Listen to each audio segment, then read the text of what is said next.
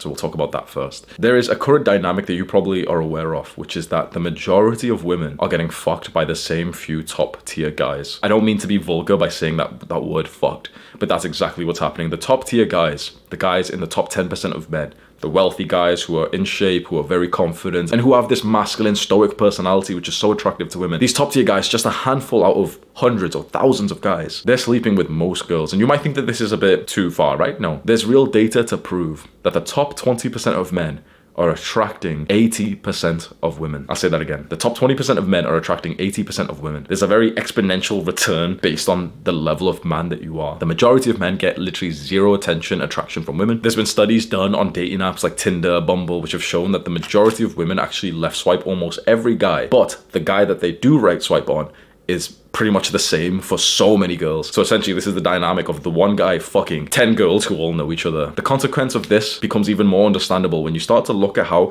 our modern society has opened up sex for both men and women, and especially for women. Like, women are way more forward with having sex these days than they would have 100, 200 years ago. Why? First of all, it's like these social standards. It's not only okay for a woman to sleep around these days, it's a little bit encouraged. If you look at all of the media, if you look at these music videos of these, these like idols, these rap stars, these like female rappers, fucking Megan Thee Stallion, fucking disgusting ass woman, bro. You see these women who are promoting this sex culture, this culture of telling little girls, 10-year-old girls, like, yeah, I just fucked my drug dealer. Yeah, it was so awesome. You see on TikTok of these girls just casually saying, like, oh yeah, I just fucked 3 guys yesterday and like I'm really lonely still. And so society's made it trendy for a girl to sleep around these days. Now couple that with the fact that there's no longer this constraint, this restriction on women's sexuality that came from our faith in God when everyone was religious. It was this idea that you couldn't have sex outside of marriage, and especially for women, because there was more consequences to that. Women are certainly more vulnerable to the consequences of casual sex that can impact like your soul and your ability to fall into love and really respect the person that you end up marrying. Then with the sex revolution that started, I think in the 60s, the 1960s, there was the birth of the contraceptive pill, and suddenly women now had the possibility of having casual sex without the risk of pregnancy, and so many women hopped onto the pill. And what that meant now is not that many consequences for a woman sleeping around. There is very severe consequences for the long term,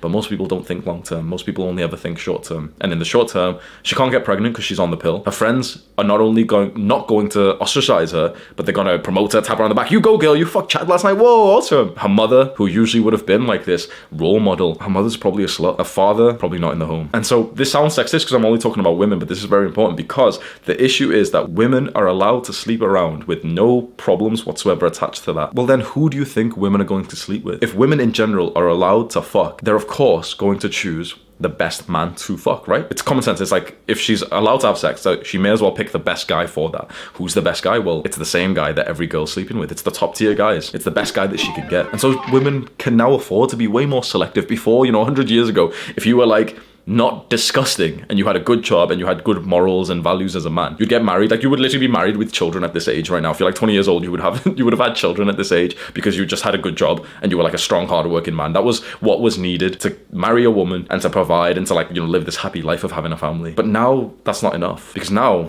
she may as well left swipe on every guy who is underneath 6 foot. She may as well left swipe on every guy who isn't making at least 100k a year. She may as well left swipe on every guy who isn't a 7 or an 8 or a 9 out of 10. Because why should she give you this pity right swipe? Why should she invest into you, a guy who's not anywhere near as good as the next guy that she could swipe right on Tinder? So of course she may as well go for the best guy that's out there. But then that best guy is sleeping with a lot of girls, which means that there's an uneven distribution of love, sex, and intimacy. A lot of girls are going with this top tier guy, which means all these guys down here are being left with nothing. Now, this has always been the case. This is true. This has always been the case. In Islam, you're allowed to have 4 wives in certain circumstances. And previously, strong, very wealthy, powerful men had harems, like literally hundreds, thousands of women that they used to sleep with. That's true. There's men out there who have slept with thousands, tens of thousands of women, literally. There's men alive today who have slept with tens of thousands of women. There are men out there who have fucked tens of thousands of women. And then there's you. Your heartbeat goes faster when you think about holding hands with a girl. When she replies to your text with a one-word answer, you're still so excited. When you think about how different these experiences of men are, you start to realize like some guys are getting way more than what's fair. But then obviously this is an issue because is it unfair because that guy technically is better? Should women not go with the guy